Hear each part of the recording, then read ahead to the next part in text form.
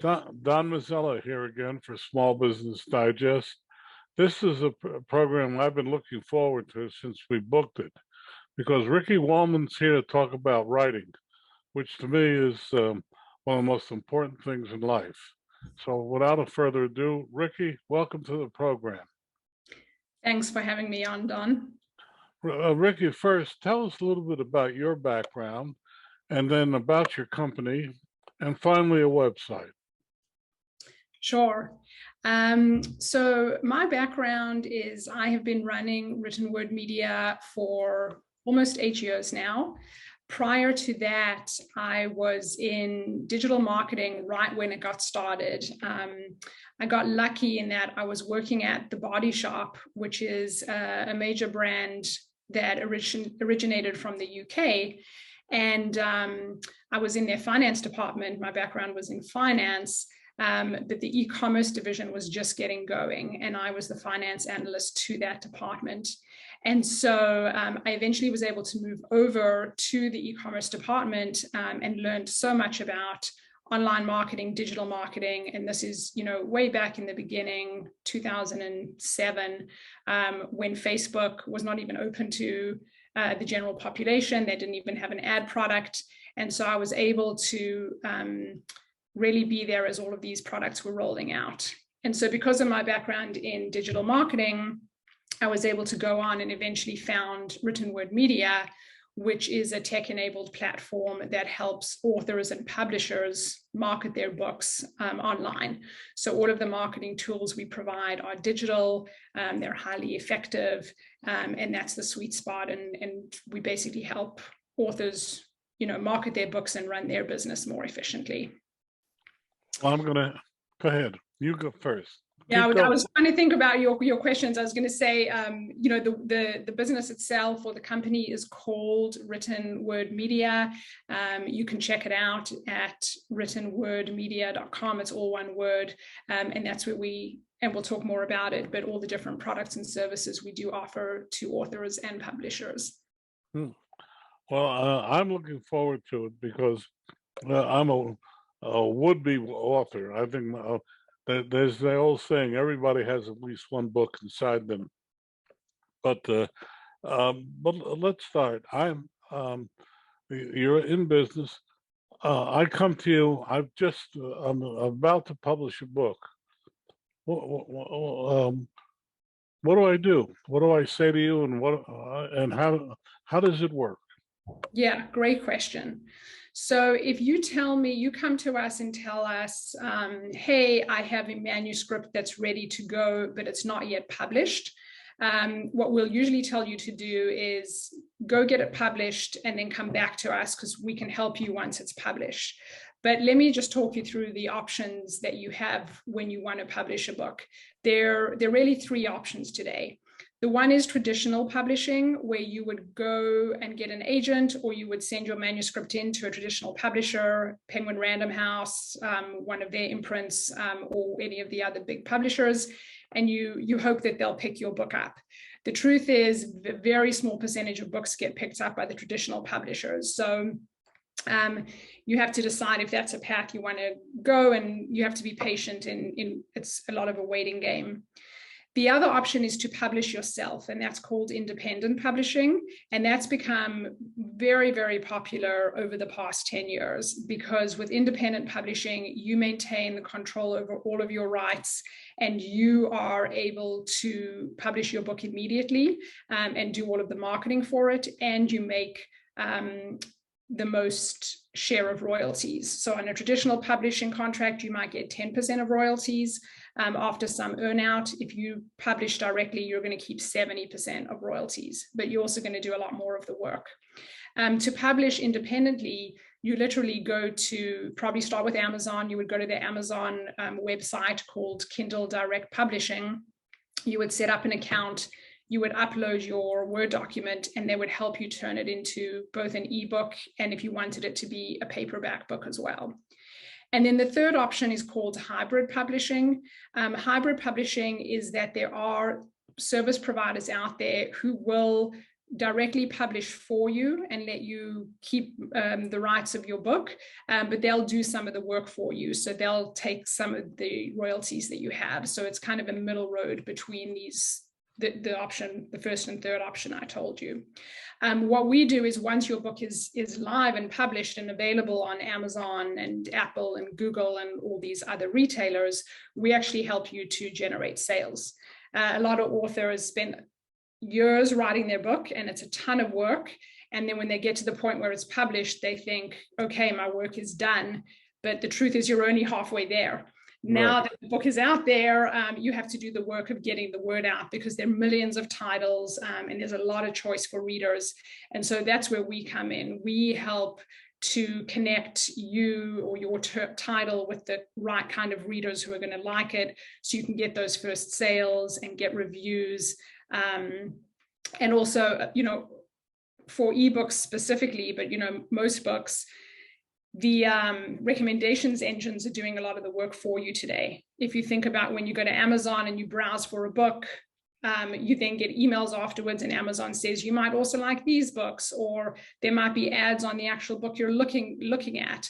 So how does the algorithm know that your book exists? How does the algorithm know who it should recommend it to? You have to feed the algorithm some initial data points first by getting those initial sales and visits to your book, and written word media helps you do that. Okay, so I publish my book. I say, here it is. It's a historical fiction. Let's just use something. Well, actually, that's my book, but that's another story. I come to you. I've published it through Red Dog Press. What happens next? Okay, so what happens next is we are predominantly self-serve, but if you really don't know what to do, the next thing to do would be to shoot us an email and say, I have a book. I want to promote it. What would you guys recommend? What most authors do is that they run what's called a price promotion with us, where you would take your book. What's your ebook priced at today, Don? Do you know, on Amazon? Well, my ebook, I don't know. It's going to be $27.50 for the historical book. So, what should an ebook be? $5, $7? Yeah, somewhere between, you know, full price, because maybe between $4.99 and $7.99. So let's say, let's say $4.99. Great. So let's say your book's at $4.99. You could run the book at $4.99 with us, but we do see a very traditional demand curve when it comes to pricing. The lower your price is the lower your book is priced, the more sales you're going to see. The higher, the fewer sales you're going to see. And $4.99 is kind of the ceiling of what we would recommend. So what we'd probably say is, hey, Don, we recommend you run a price promotion on your book and you discount it to 99 cents or $1.99 for 1 or 2 days. And in the Amazon platform, it's very easy to do. There are some intricacies, but I won't go into that. And you would come back and say, okay, I'm going to reduce the price of my book on June 15th, and I'm going to set it to 99 cents. And then we would say, okay, so you should run it in Bargain Booksy under historical fiction, and your book is going to go out that day to only historical fiction readers. So our product is highly personalized. We send out millions of emails every month, but the readers tell us what they're interested in reading. Readers come to us and say, I read on a Kindle and I read historical fiction. And so when your book is available on Kindle in historical fiction at 99 cents, your book is featured in our email that day, along with 2 or 3 other books. On the morning of June 15th, you'll go in, you'll check your price is 99 cents. Our email will go out around 11 or 12 in the morning, Eastern time. And you'll watch your Amazon dashboard and you'll start to see, as people open the email and click through to your page, the sales start coming in. And then the next day, your sales will drop down again. You'll get a few halo sales. People open the email late, and then you'll pop back up to regular price. But what most authors see is after that spike in activity, the algorithm now knows who is liking your book. it starts recommending you to other people. You've climbed the Amazon charts. So you might be showing up on the top 100 books that week, and that helps to spur additional sales down the road. Also, anyone who bought your book on the day of the promotion and reads it will go and leave a review for you. So in the coming months, you'll start to see some reviews coming in. So that's how our service works. Very sophisticated authors, and we work with a lot of them, will do what's called promo stacking. So they'll run the promotion with us, but then they'll also put Facebook ads on and maybe use a couple other services who do something similar. So they get a lot of sales over a 3 to 5 day period to kind of bump that title up. And then they see this long tail of sales in the months that follow. I never knew that. See? Yeah, it's a whole new world. All this direct publishing did not exist before. The marketing tools did not exist before. I think maybe 15 years ago. When I first started the company, KDP, which is Kindle Direct Publishing, was brand new and didn't have a lot of the bells and whistles it has today. So it's really cool what you can do out there. And we serve thousands of authors who are making a living from their writing. So they've been able to quit their jobs and do what they love.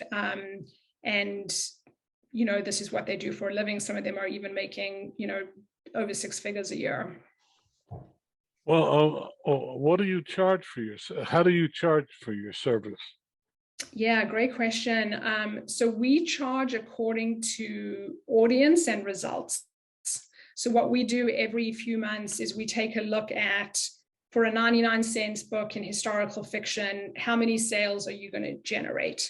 And I don't know specifically our price off the top of my head now, but I'm going to say, if we take a look and we say on average an author is getting $50 worth of sales in that 24-hour period, we will price the promotion around $45 to $50 because that's the average. So what that means is there are some authors who will probably make $100 or $150, and there are some authors who might make $20 or $25.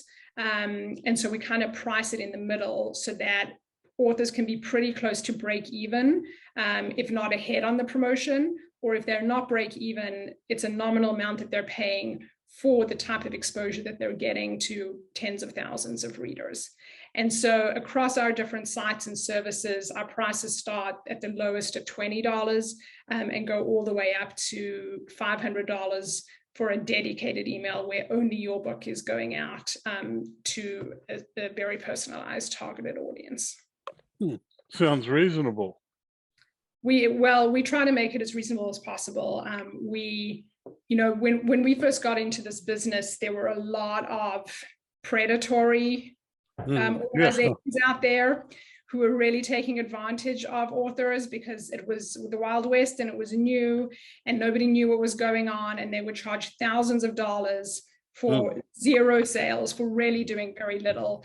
And so when we started this business, one of our core values is respect the author and make sure that we're giving them the best value that we possibly can and in no way taking advantage of them. So we try to keep our prices as fair as possible. And we really pride ourselves on having an effective product. So many authors write to us the day after their promotion and they're thrilled and they've never seen that many sales in a day before, and it really gets their engine going. So it's really gratifying.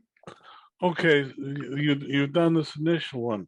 Do you do any follow-up, and what do you do? I mean, to me, a book has a long trail. Do you then follow up with others? What do you do? Yeah, so we recommend that an author run a promotion like this every 90 days. That tends to be the optimal cycle. And we will remind you. So once you've purchased a promotion with us once, again, say you did it on June 15th, July, August, 60 days later, around August 16th, we'll send you an email and say, hey, Don, it's been 60 days since you promoted this title. We would recommend you start planning your next promo for some time in the next 30 days. If you only have one title, it's pretty simple. You kind of keep that wheel turning every 90 days. If you have multiple titles, you can work a strategy where books in a particular series, you don't have to promote the same book every 90 days. You could promote different books in the series because those will spur sales of other books in the series, or what we call backlist. If you have a lot of titles, you can promote one book which will spur a read through of the other backlist titles in your catalog. Well, it's fascinating. We've got to talk more about this. But you said there are other people in the field. I haven't seen any. I haven't looked. I'm still in the process of finishing up this book, which it started out as one book and now is a trilogy. You know. But that's perfect. So we actually recommend to authors that they write in series, because it is really hard to make a lot of money off of one title. But when you have a series, a trilogy or a 5 to 7 book series, that is actually a more effective way at kind of building up an income around titles. So I'm excited. When your book's ready, Don, you'll reach out to me and let me know. We'll run it for you. But I think it's great that it's going to be a 3-book series. Oh, I'm happy. I've been very discouraged because I've sent the book out to 74 agents, and I've gotten 74 rejections, which is difficult to accept. I know that's really tough, but what I can tell you is you're not alone. 99% of people are having the same experience that you are.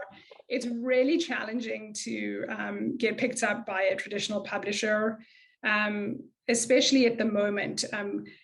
Traditional publishers, and this makes perfect sense, they have to pick these books that are going to be blockbuster hits to make their economics work.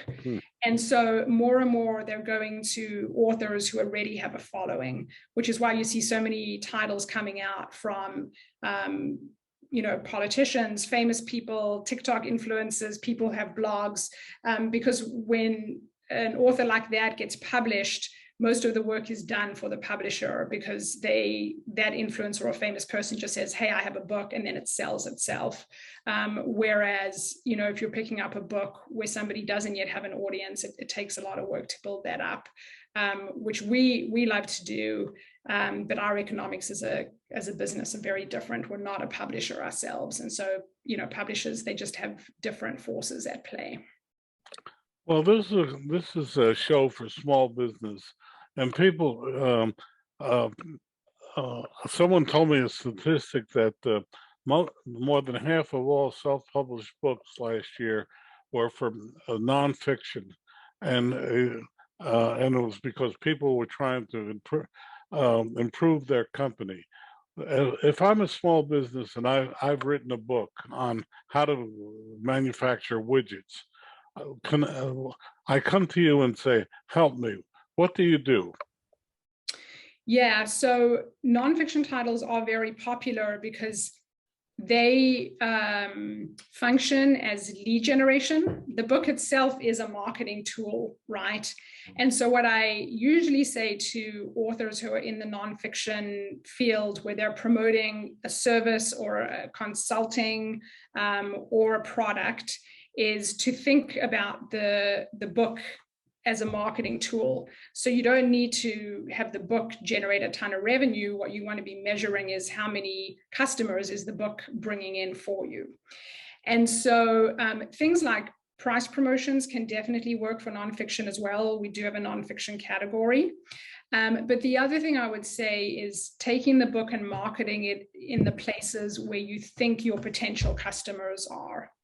And there are a lot of channels out there, and I'm a big proponent of digital because you can measure so many things on digital, and that's my expertise.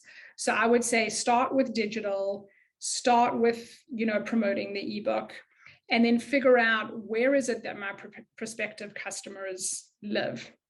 So if you're a business to business, if you're B2B and you're selling to other businesses, you might want to look about going on LinkedIn, where a lot of other business owners are, and doing posts or running ads there that talk about your book.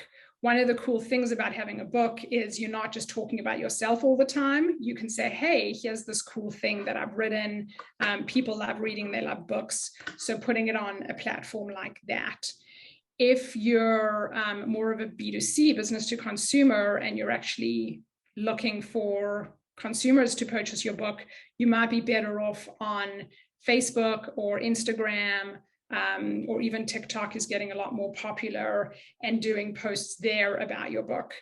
Something I would consider thinking about as a business owner, if you have a book, is giving the book away for free for a certain period of time. That's something else that you can do, because again, the 99 cents or $10 you can get from that book is way smaller than the lifetime value of the customer you're going to bring in who's going to get it.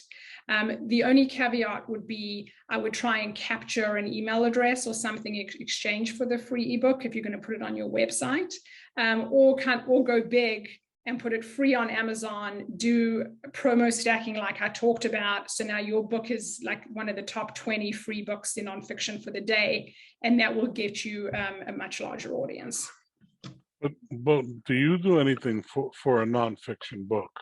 We do the same service that we talked about for the historical fiction. We do for nonfiction, and so you would come to us and you would say, my books, if it's free, we'd put it on Freebooksy under nonfiction, and we would run it that day, and you'd get thousands of downloads from that free promotion.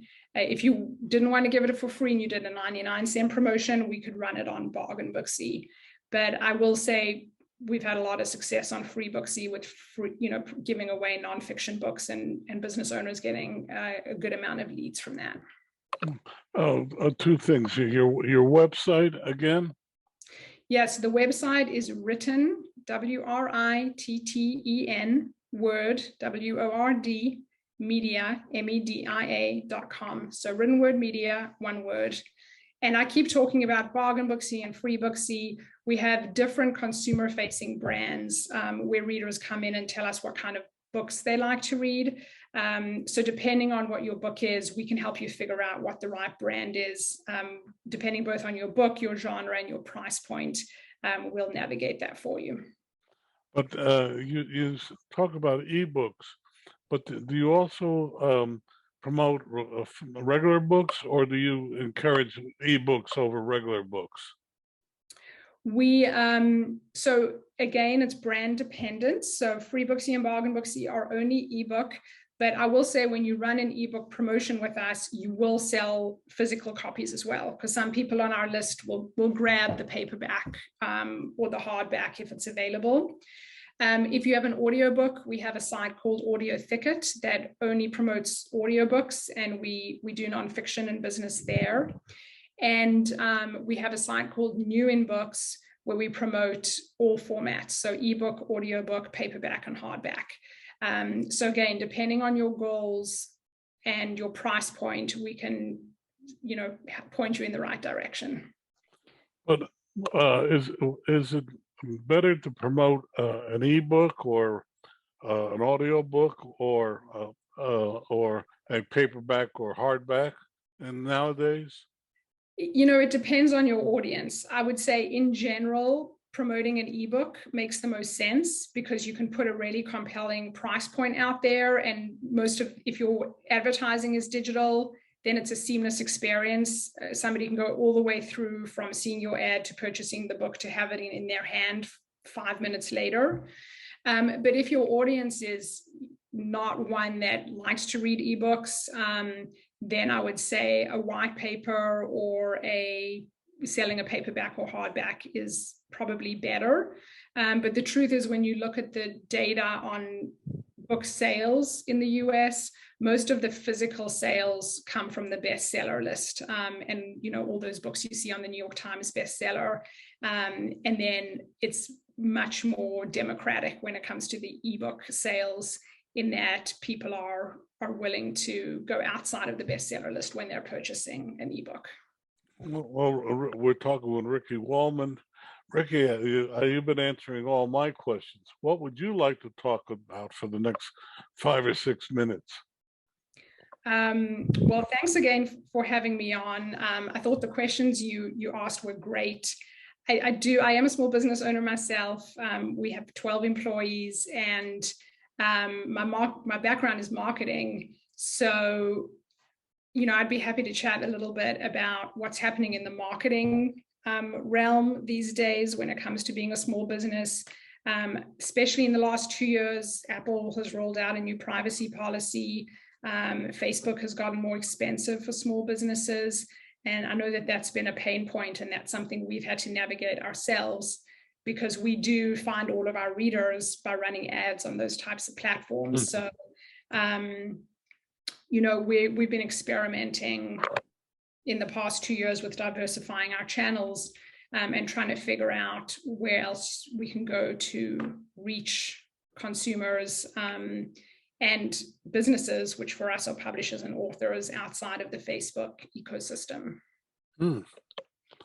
I guess my other question, I'm mumbling a little bit, is where are you located? Yeah, so we're based out of Raleigh, Durham, North Carolina. Oh, We used to have our offices used to be in the American Underground, which is this very cool Google hub for startups. And we all went remote during the pandemic, and we kept the office space. And then last summer we said, all right, we can start going back in the office. And we were only in the office 3 days a week at the time anyway. We used to do Monday, Friday work from home. And, our team members said, yeah, we don't really want to go back into the office. So we landed up moving to be a remote first company. Everyone is still in North Carolina, but we don't have a headquarters anymore. And that's been a really interesting but successful transition for us, because all the team members, everyone who works at Written Word Media, feels like they have a flexibility they did not have prior to the pandemic. but that's true. But have you brought what I've heard is, have you brought on a new person, and how do you get him or her into that seems to be the problem that people are running into. Yeah, it's definitely a challenge. We grew a lot last year. So I think last year we hired at least 6 new people.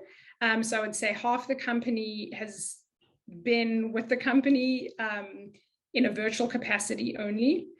And so we've had to be very thoughtful about our onboarding process, how we make sure that somebody is integrated into the culture. And then we do in-person meetings every quarter. So we run our company on a quarterly timeline. We set annual goals, and then every quarter we set quarterly goals to get to those annual goals. And those quarterly meetings, when we do a hindsight and then a kickoff for the next quarter, are in person. And now we make those day-long events where we kick off the quarter, we do some small group meetings, then we go to dinner, we do an escape room. And that's really helpful in terms of building the type of camaraderie and culture that you don't get by being in the office every day. I know there's a lot of debate about this, but I will say, so far we have felt that it's been the right decision and been more beneficial, because it's what our employees want. It's what the team wants. And with the labor market being where it is, and also, again, one of our core values is we're in this together and making sure that everybody's heard. It's definitely something that has been positive for the company overall. Ricci Wolman, I just got the notice that we're running out of time. Your website, one last time for our audience. Okay, one last time. It's writtenwordmedia.com. If you have trouble finding it, just Google Written Word Media. It'll pop right up. We have some very cool illustrations. People on the podcast can't see this, but there's a little illustration behind me on video. And we have those peppered all over the website. So if you get to a website that looks boring, that's not us. But if it looks really, really fun and gorgeous illustrations, it's a local illustrator here in North Carolina who did them for us. Well, thank you very much for a very illuminating time. Thanks so much for having me on, Don. This was really fun.